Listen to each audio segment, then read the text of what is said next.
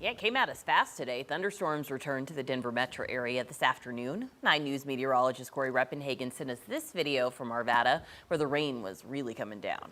Up in northern Colorado, plenty of wet weather in Gley before the storms kind of shuffled off to the east. Chris Spears.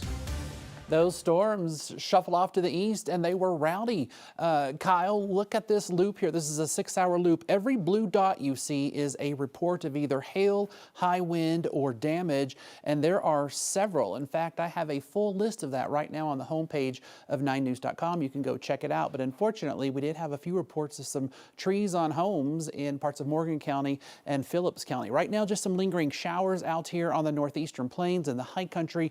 We have some light snow showers. I was just looking at a Vail cam up on CDOT's cam at Vail Pass. It is snowing lightly there. We are in the 40s across Metro Denver. It is chilly behind that storm system, and it is windy, especially here on the eastern plains. We are in the 30s, gusting to 40 and 50 miles per hour out there on the far eastern side of the state. Here's your headlines. A chilly start tomorrow, breezy as well with more mountain showers. The full forecast in a bit. Tonight we learned a Greeley police officer shot and killed a man this afternoon. Police say he was armed with a knife and he was swinging it at passing cars. 9 News reporter Spencer Soischer's up in Greeley for us tonight with what we know so far. A witness told me that he was doing work in the backyard of a home over here at around 2 o'clock this afternoon. When he heard multiple shots, he ran to the front yard, and this is what he saw. The Will County Sheriff's Office says Greeley police got a call about a man walking down the street toward here waving a knife as drivers passed by. The Sheriff's Office says an officer told the man to put down the knife, but they claim he didn't listen. Investigators claim the man then moved quickly toward the officer with the knife in hand and still didn't drop it. At that point, according to the Sheriff's Office, the Greeley police officer then shot the man. The Sheriff's Office told me it was one officer who fired their gun.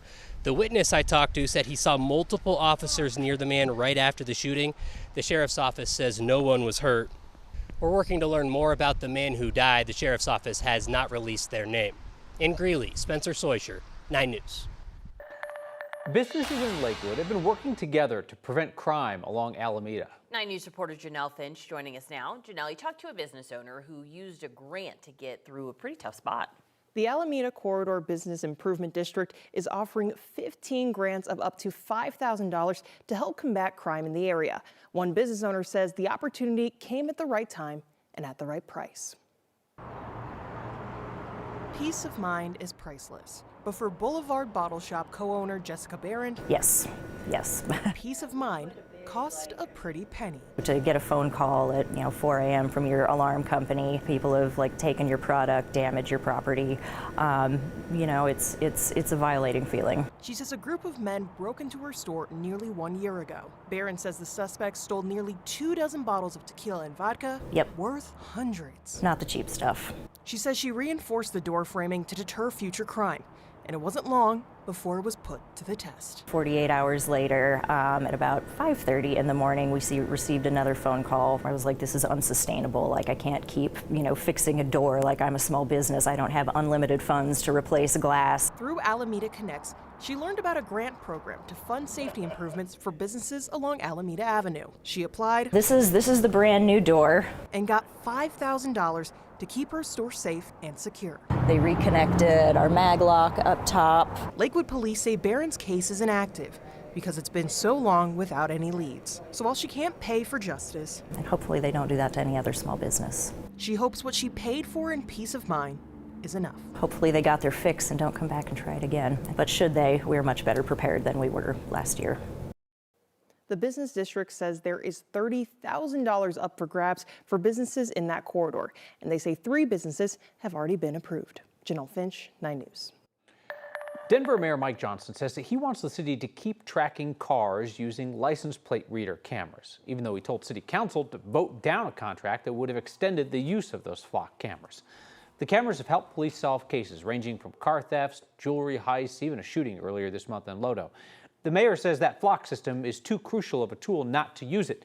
He said he told City Council to vote down the contract extension because of concerns on council the data could be used by ICE for deportations. Now, just days later, the mayor says he is now confident that data is safe. Could a federal law enforcement agency use this database to track someone down on an ICE hold and arrest them? No, because the system is not designed to do that. Johnson says he has asked the council to renegotiate this contract, hopefully pass it somewhere down the line. As of now, Denver has plans to use those cameras through the end of the year. For the first time in the city's history, Denver is taking action to potentially revoke a business license over reported wage theft. This is at a well-known strip club. Diamond Cabaret, right across from City Hall on Colfax, got a show cause order today from Denver's Department of Excise and Licenses. That order requires the owners to prove why they should not lose their ability to operate. Back in February, Denver's auditor found the business violated multiple city ordinances by failing to pay entertainers, paying a below minimum wage, and requiring dancers to pay fees to work there. Today's action from the city means the club could have its license suspended or revoked unless it can prove the allegations are untrue. This will happen at a hearing next month. Diamond Cabaret is allowed to remain open in the meantime.